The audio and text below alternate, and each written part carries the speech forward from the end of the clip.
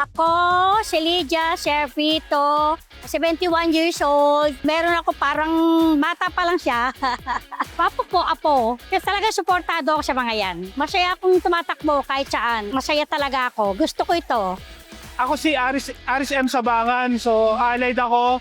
Nandito ako para tumakbo at para suportahan ng mga kaibigan ko na LGBTQI sa kanilang mga komunidad. Kami ay galing ng Barangay Pinyahan. Kami po yung nasa God Office. Ito yung yata masasabi kong pinakamasaya dahil ito po ay sinusuportahan ng libo-libong tao na kabilang ng LGBT, kahit hindi LGBT, sumusuporta sa ating pamahalaan Quezon City. Ito pong Pride Run po. Actually po, first time po namin sumali sa Pride Run. Last year nasa training kasi kami.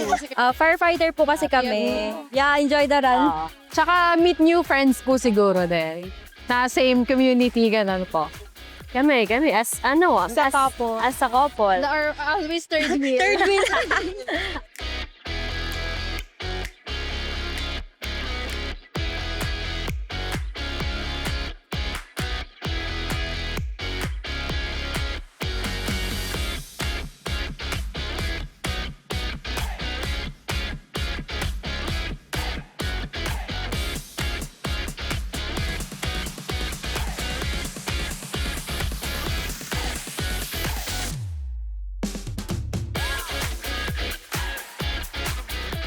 Dahil dito sa QC, we are always proud to embrace everyone as they truly are. Basta merong respeto at malasakit para sa isa't isa, welcome ka dito sa Quezon City. Sa pagtakbo natin ngayong gabi, we are showing up as our beautiful, authentic selves. Good vibes lang tayo ngayong gabi.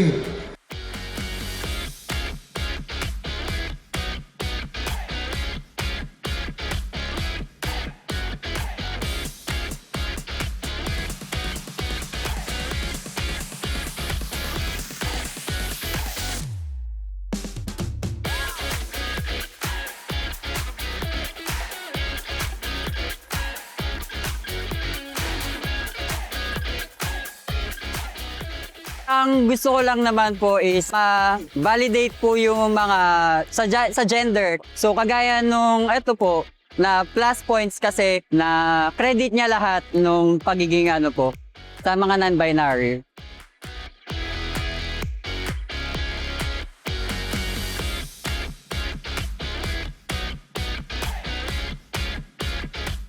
It was fun because with the people around you, they're energetic and then maraming pakulo and then maraming mga sigawan and sayawan. This one is real special kasi it's Pride Month, and we really support LGBT because we're members of the LGBT community. Yes! Yay! Nakaka-proud kasi hindi lang yung part ng community yung sumasali. Natutuwa ako kasi kanina may nakasabay kaming mother. Like, Yeah. she's senior. Kasama niya siguro anak niya, nakaka-touch. And yun lang, parang nakaka-proud talaga na maging part ng community.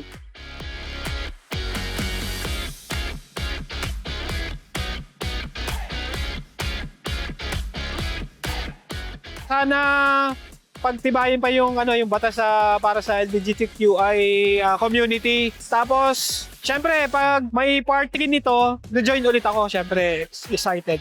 Siguro po ma-legalize lang po yung ano dito. Like yung rights ng community. Siguro sa marriage, parang ganun po. Siyempre, ma-approve yung Soji Bill. Yes, claim it. Gayon kasi parang sobrang laki na ng support ng community natin.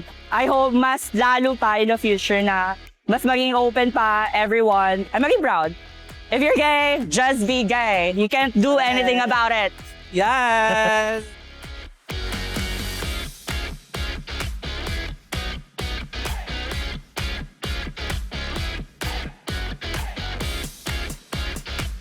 Happy Pride! Happy Pride! Happy Pride! Happy Pride, man! Happy Pride! Happy is Pride!